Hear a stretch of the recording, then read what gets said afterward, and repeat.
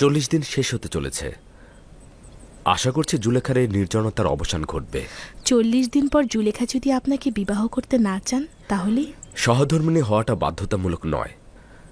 আমি খোদা তাআলার ফরমান তাকে জানাবো, কবুল করতেও পারে আবার নাও কবুল করতে পারে।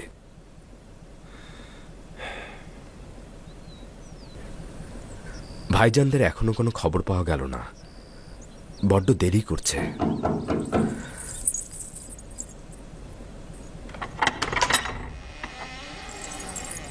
আলী জনাব, প্রবেশের অনুমতি চাইছি।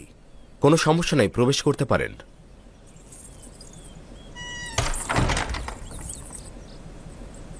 আলী জনাব, আপনার ভাইয়েরা তেবসের কাছাকাছি পৌঁছেছেন, কিন্তু তেবসে প্রবেশ করতে কেউ দেখেনি।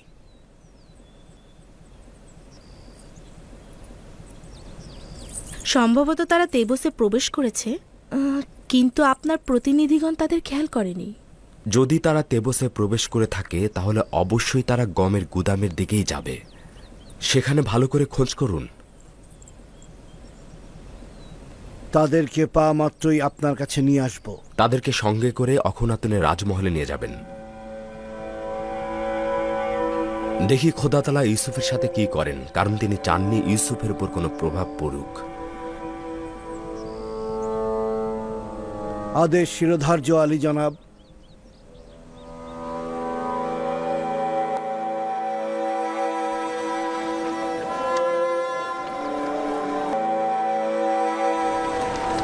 পুনরায় ভিন্ন ভিন্ন দরজা দিয়ে বের হয়ে যাব আমরা।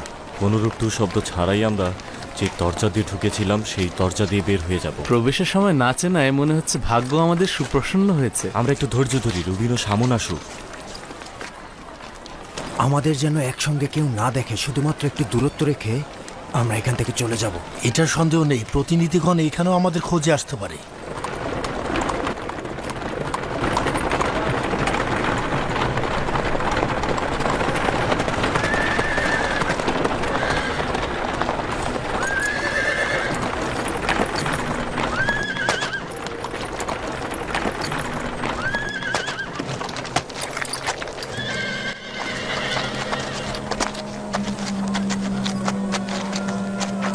তোমরা কি ক্যানানের 10 ভাইকে দেখেছো এখানে?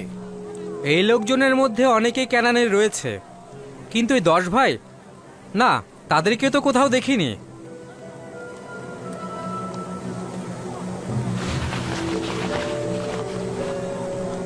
ওই দুইজন নিজেদের চেহারা লুকোচ্ছে কেন?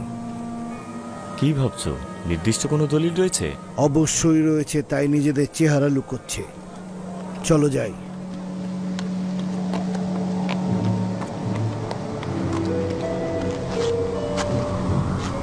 লবি, ওখানে দেখো।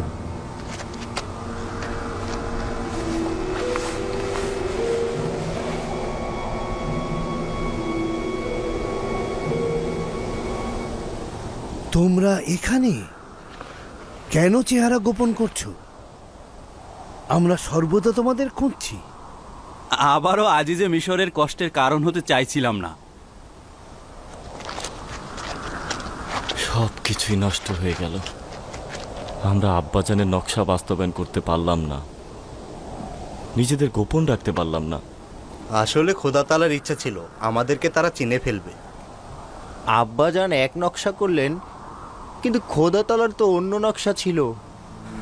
চলো যাই, আর গোপন রাখা যাবে না। চলো।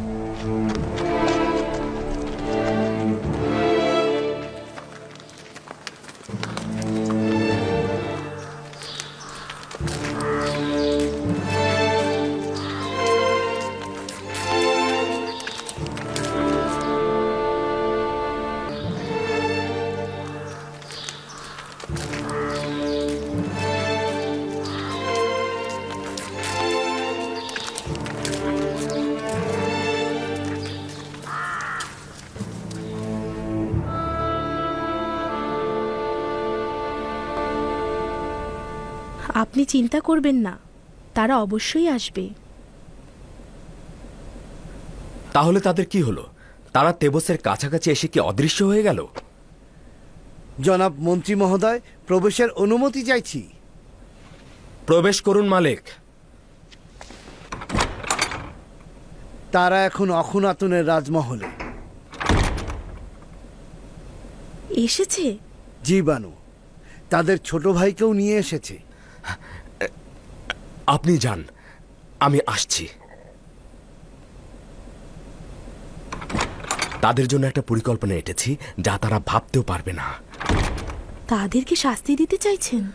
না, তাদের সংশোধনের ইচ্ছা রয়েছে, দেখতে পাবে। ওয়াসেনাথ, কেন এই দুইটি আজব ঘটনা আমার সঙ্গে একসাথে ঘটেছে? ভাইজানদের সঙ্গে দিদার আর জুলেখার সঙ্গে দিদার। মনে হচ্ছে সমস্ত জিন্দেগি গুজার করলাম শুধুমাত্র এই দিনটিতে এই দুইটি ঘটনা ঘটবে বলে। সম্ভবত রাব্বুল আলামিনেরই ইচ্ছা এই দুটি ঘটনা একই সাথে ঘটবে।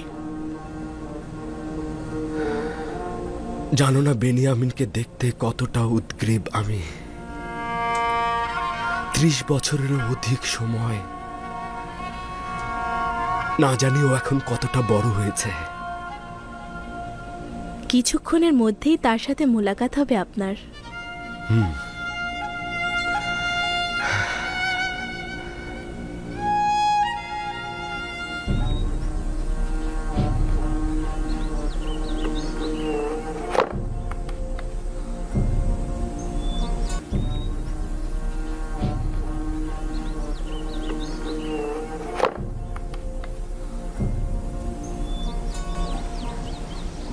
বানু, অনুরোধ করছি একটু খাবার খান।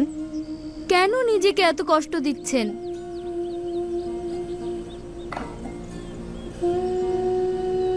এখান থেকে কিছুটা খাবার গ্রহণ করুন।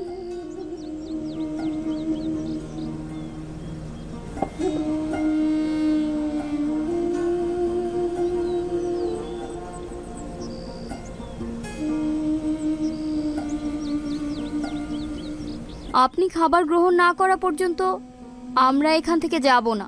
আমার জন্য চিন্তা করো না, আমি ভালো আছি। যতটুকু দরকার হবে ততটুকুই খাবো, ঘুমাবো এবং কথা বলবো, এর থেকে বেশি নয়।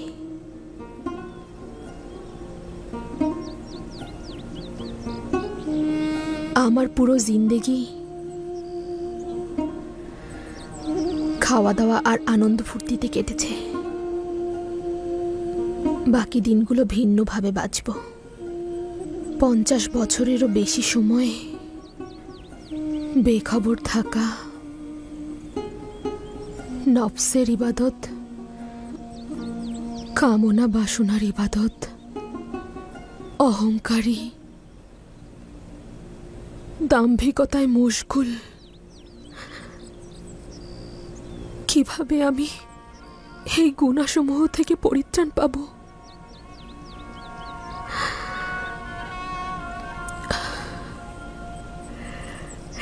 কিন্তু এই অবস্থায়ও খোদার রহমত থেকে নিরাশ নই। তিনি অত্যন্ত ক্ষমাশীল।